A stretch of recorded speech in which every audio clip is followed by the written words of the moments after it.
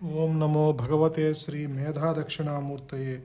ఓం నమో భగవతే శ్రీ రమణాయ. ఓం నమో భగవతే శ్రీ ఆదిశంకరాయ. శ్రీ గురుభ్యో నమ.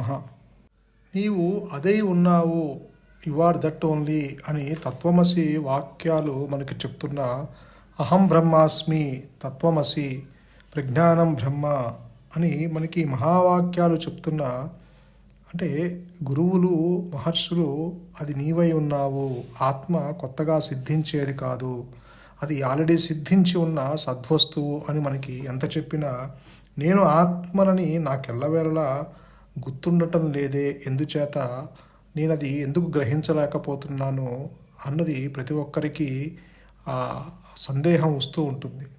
దానికి భగవాన్ ఏమంటారంటే, ఆత్మ యొక్క పరిపూర్ణత్వాన్ని జ్ఞాపకం ఉంచుకోవటము మరిచిపోవటము గురించి అందరూ మాట్లాడతారు. జ్ఞాపకం ఉంచుకోవటము లేకపోవటము భావాలకి సంబంధించినవే. ఆలోచన ఉన్నంత కాలము అవి అట్లా మారుతూ ఉంటాయి. అంటే నేను ఆత్మని దర్శించలేకపోతున్నాను, లేకపోతే నాకు ఆత్మ సాక్షాత్కారం ఎప్పుడు కలుగుతుందో, అది ఎప్పుడు నన్ను వరిస్తుందో అనేది కూడా ఒక ఆలోచనే. అది కూడా నీకు ఒక అడ్డంకులుగా ఉంటాయి అంటారు భగవాన్. అంటే ఇక్కడ ఆలోచన ఉన్నంతకాలం అవి అట్లా మారుతూ ఉంటాయి, కానీ సత్యము వీటికి అతీతమైనది అంటారు. జ్ఞాపకం ఉండటము లేకపోవటము దేని మీదైనా ఆధారపడే ఉంటాయి. అది ఆత్మకి భిన్నం అవ్వాలి, లేకపోతే జ్ఞాపకం ఉండకపోవటం అంటూ సంభవించదు. ఈ జ్ఞాపకం ఉండటము లేకపోవటము వ్యక్తిగత అహంకారం మీద ఆధారపడి ఉంటాయి. దీనికోసం వెతకటం ప్రారంభిస్తే అది దొరకదు, అది వాస్తవం కాదు. కాబట్టి అందుకే గురువుగారు చెప్తారు, ఈ అహంకారము ఉనికి లేనిది. అంటే ఆది నుంచి అహంకారము తృణీకరించబడ్డది. ఈ అసలు అహంకారము పుట్టనే లేదు అంటున్నారు. ఈ వ్యక్తిగతమైన నేను అనేదే మాయ, అదే అవిద్య, అదే అజ్ఞానము. ఇవన్నీ ఈ అహంకారపు యొక్క పర్యాయ పదాలు. అవిద్య అన్న, అజ్ఞానం మాయ అన్న, దేహాత్మ బుద్ధి అన్న, భ్రాంతి అన్న, ఇవన్నీ ఒకటే. ఇటువంటి అజ్ఞానము లేదనే తెలుసుకోవటము, అంటే లేదు అని తెలుసుకోవటమే అన్ని ఆధ్యాత్మిక బోధనల ప్రయోజనము అంటారు భగవాన్. ఎరుక గురించి తెలియకపోవటమే అజ్ఞానం అంటే. అంటే నీవెవరో నీకు తెలియకపోవటమే అదే అసలైన అజ్ఞానము. నాకు అది తెలియదు, ఇది తెలియదు అని అంటం కాదు అజ్ఞానం అంటే. నీ స్వరూపం ఏమిటో నీవు గుర్తించలేకపోవటమే దానికి కారణము ఇగ్నోరెన్స్, అహంకారము, అజ్ఞానము. ఎరుక అంటే ఎరుకే జ్ఞానము, అది శాశ్వతము, సహజము. అజ్ఞానము అసహజము, అసత్యము. కాబట్టి నీవు అదే ఉన్నా సరే నీవు దాన్ని గుర్తించలేకపోవటానికి కారణము అజ్ఞానమని చెప్తున్నా, అంటే ఈ దేహాత్మ బుద్ధి అని మనకి చెప్తున్నా, మనం ఇంకొంచెం లోతుగా ఆలోచిస్తే ఈ సంస్కారాలే, ఈ వాసనలే, నీకు ఈ కోరికలే నీకు అడ్డుగా ఉంటున్నాయి.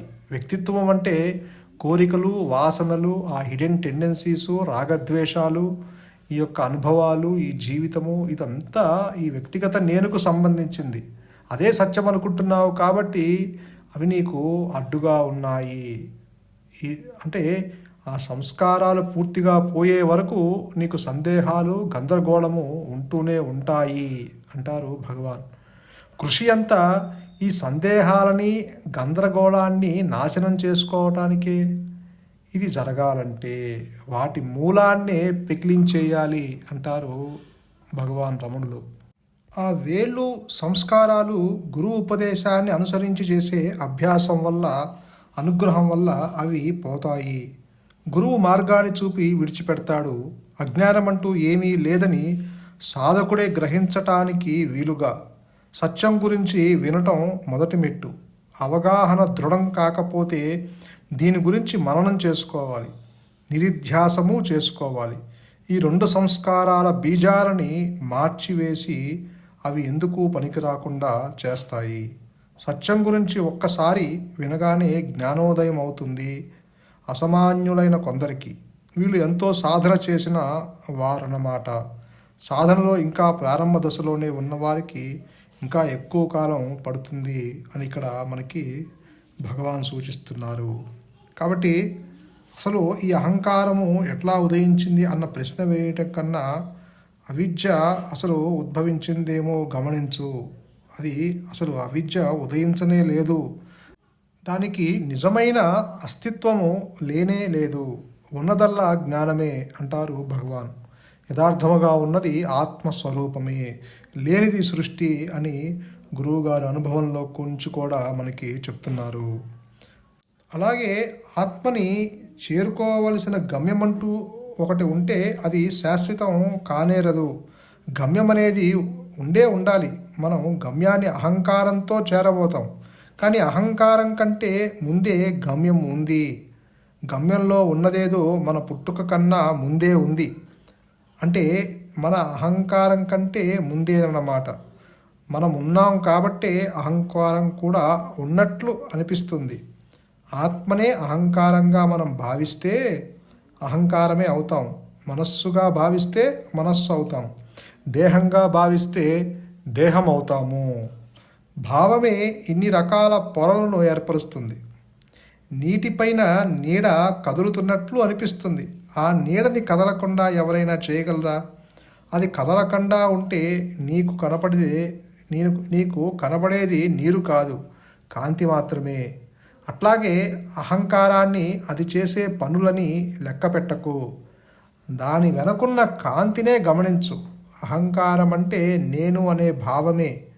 నిజమైన నేను ఆత్మే అంటారు మనకిక్కడ భగవాన్. అలాగే కేవలము ఆలోచనలు విడిచిపెట్టినంత మాత్రమే అయితే అది సాక్షాత్కారానికి ఒక మెట్టు మాత్రమే కదా అని ఒక భక్తుడు అడిగితే దానికి భగవాన్ చెప్తారు, సాక్షాత్కారం ఎప్పుడూ ఉండనే ఉంది. ఏ భావము లేని స్థితే నిజమైన స్థితి. సాక్షాత్కారం పొందటం అంటూ ఏ కార్యమూ లేదు. ఆత్మని గ్రహింపని వారెవరైనా ఉంటారా? అసలు తన ఉనికిని ఎవరైనా కాదంటారా? సాక్షాత్కారం గురించి మాట్లాడమంటే రెండు నేనులు ఉన్నాయని భావిస్తున్నామన్నమాట. ఒకటి గ్రహించేది, రెండవది గ్రహింపబడేది. అంటే సాక్షాత్కరింపబడని దానిని సాక్షాత్కరింప చేసుకోవాలని ప్రయత్నిస్తున్నామన్నమాట. మనమంటూ ఉన్నామని ఒప్పుకున్నాక ఆత్మ గురించి తెలియకపోవటం ఏంటి అంటున్నారు భగవాన్. అంటే ప్రతి ఒక్కరము నేను ఉన్నాను అంటున్నావు కదా. ఇప్పుడు ఈ మాయా నేనుతో నువ్వు ఉన్నావా అంటే ఎవరైనా నేను ఉన్నాననే అంటారు. మరి ఉండి ఉన్నారా, ఉండకుండా ఉన్నారా అంటే ఉండి ఉన్నామనే చెప్తాము. నేను ఉండకుండా నేను లేను అని ఉన్నాము అని చెప్పము. ఉండి ఉన్నారు అని చెప్తాము. ఆ నేను ఉండటమే అదే ఆత్మస్థితి, అదే ఆత్మ. నేనున్నాను అన్న అహంస్ఫురణ ఏదైతే ఉన్నదో అదే భగవంతుని స్థితి. ఇక్కడ నేను అనేది భగవంతుని యొక్క మొదటి నామము అంటారు భగవాన్. ఆ ఉండటము అనేది ఆ భగవంతుని యొక్క స్థితి లక్షణము. ఆ నేను ఉన్నాను అనేది ఉండబట్టి ఇక్కడ నేను ఉన్నాను అని నీవు ఈ మాయానేలుతో చెప్పగలుగుతున్నావు. ఆ ఉండటము లేకపోతే నీవు ఉండలేవు. అసలు ఈ సృష్టిలో దేనికి ఉనికి లేదు. ఉండటము అనేది ఇక ఉండదు. ఒక వస్తువు అక్కడ ఉంది అని మనం చెప్తున్నామంటే ఆ వస్తువు కూడా ఉండటము అనే ఆ వెనక ఆ ఆధారము ఉండబట్టి ఆ వస్తువు అక్కడ ఉంది, లేకపోతే అది అక్కడ నిలవలేదు. అలాగే సూర్యుడు అక్కడ ఉన్నాడు అని మనం చెప్తున్నామంటే ఆ సూర్యునికి ఆధారమైన ఉండటము అనే స్థితి ఉండబట్టి ఆ సూర్యుడు అక్కడ తిరుగుతున్నాడు. అలాగే అన్ని గ్రహాలు కానీ, ఈ సృష్టి కానీ, ఈ మాయ కానీ ఆ ఉండటము అనే స్థితి ఉండబట్టి ఇవన్నీ మనుగడ సాగిస్తున్నాయి. కాబట్టి భగవాన్ ఏమంటారంటే నువ్వు ఉన్నావు కదా, ఎవరూ లేరని చెప్పం కదా, ఆ ఉన్నది ఆత్మేనయ్యా అంటున్నారు. కానీ అది మనం గ్రహించలేకపోవటానికి కారణం ఏంటంటే ఇక్కడ ఈ సంస్కారాలు, ఈ ఆలోచనలు, ఈ జీవితాలు, అంటే ఈ అనుభవాలు, జీవితంలో కలిగే ఆ వ్యక్తిత్వపు అనుభవాలు, ఇదంతా కలిపి మనము ఒక వ్యక్తిత్వముగా మనము ఒక వ్యక్తిగా అనుకుంటున్నాము. అంటే నేనంటే దేహము అన్న భావన కలిగి ఉండటం వల్ల ఆ ఆలోచన ఒక వ్యక్తిగా సృష్టింపబడుతుంది. అది ఆలోచనే. దాన్ని ఆధారంగా, దాన్ని కేంద్రంగా చేసుకొని మిగతా ఆలోచనలు, తలంపులు వస్తున్నాయి. కాబట్టి ఇక్కడ ఆ నేను దేహము అంటున్నావు కదా, ఆ అనేది ఎవరు, అది ఉద్భవించిందేమో గమనించు అంటున్నారు భగవాన్. అలా ఆ అహంకారాన్ని గనక తొలగిస్తే మిగిలేదల్లా ఆత్మే. కాబట్టి ఈ అహంకారం అనేది వాస్తవంలో అసలు అహంకారం అంటూ ఏమీ లేదు, అవిద్య అంటూ ఏమీ లేదని నిరూపించటమే అన్ని శాస్త్రాల లక్ష్యము అని మనకి భగవాన్ చెప్తున్నారు. ఎందుకంటే అహంకారం గనక ఉన్నట్లయితే అహంకారపు నేను, ఆత్మ నేను అని రెండు నేనులు ఉన్నాయని ఒప్పుకోవాల్సి వస్తుంది. అది అలా కుదరదు. అసలు అహంకారం లేకుండా అవిద్య ఎట్లా ఉండగలదు? అసలు ఎక్కడా లేని అవిద్య గురించి నీవు ఆలోచిస్తే అది లేనట్టే తెలుస్తుంది. అది మాయమైపోయిందని నీవే అంటావు. అవిద్య అనేది ఈ అహంకారానికి సంబంధించినది. ఆ అహంకారం గురించి తలుచుకుంటూ ఎందుకు బాధపడతావు? ఇంతకు అవిద్య అంటే ఏమిటి? అంటే అవిద్య అంటే లేనిదన్నమాట. అయినా ప్రాపంచిక జీవితం కోసం అవిద్య అంటూ ఒకటి ఉందని ప్రతిపాదించవలసి వస్తుంది. అవిద్య కేవలం మన అజ్ఞానమే తప్ప ఇంకేమీ కాదు. అంటే ఆత్మ గురించి మరుపు అజ్ఞానం అన్నమాట. సూర్యుడు ఉన్నప్పుడు చీకటి ఉండగలదా? అట్లాగే స్వయం ప్రకాశమైన ఆత్మ సమక్షంలో అవిద్య ఉండగలదా? నువ్వు ఆత్మవేనని తెలుసుకుంటే ఇక అంధకారం కానీ, అవిద్య కానీ, శోకం కానీ, దుఃఖం కానీ ఉండనే ఉండవు. దుఃఖాన్ని, బాధని అనుభవించేది ఈ మనస్సే. అంధకారం రాను రాదు, పోను పోదు. సూర్యుని చూడు, అంధకారం లేనే లేదు. అట్లాగే ఆత్మని గమనించు, అప్పుడు అవిద్య అంటూ ఏమీ లేదని తెలుస్తుంది అంటున్నారు మనకిక్కడ భగవాన్. కాబట్టి ఇక్కడ ఆత్మని మనం గమనించలేము, కానీ అది కేవలం అనుగ్రహం చేత అది మనకి చెప్పటం అలా చెప్తున్నారు ఇక్కడ ద్వైతంలో. బట్ ఆత్మని గమనించలేము. అది ఆత్మ తురియంలో ఉంటుంది. జీవుడు ఈ మూడు అవస్థల్లో తిరగాడుతూ ఉంటాడు. కాబట్టి ఈ మనస్సుతో ఎంత ప్రయత్నం చేసినా ఆత్మని అందుకోలేడు, ఆత్మని గమనించలేడు. అది తనే ఉన్నా సరే, తానుగా ఉన్నా సరే ఆత్మని గ్రహించలేడు. కేవలము గురువుగారు చెప్తున్నట్టు అనుగ్రహం చేత అది ఆ జ్ఞాన వృత్తి చేరి ఈ అజ్ఞాన వృత్తిని తొలగిస్తుంది. అంటే సూర్యుడు ముందు మేఘాలు అడ్డు వచ్చినంత మాత్రాన సూర్యుడు లేడు అని మనం చెప్పలేము.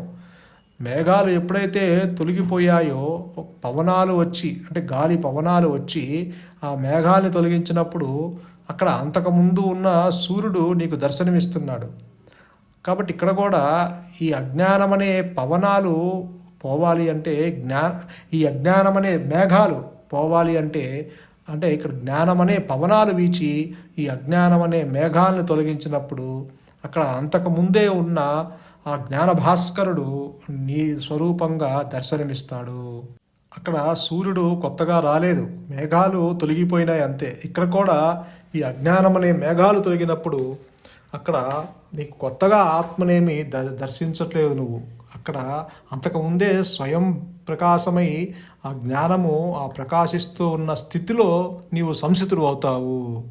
అదే ఆత్మదర్శనము, అదే ఆత్మ సాక్షాత్కారము. సంతోషం. మౌనమే శరణ్యం, మౌనమే నీ సహజత్వం. ధన్యోస్మి.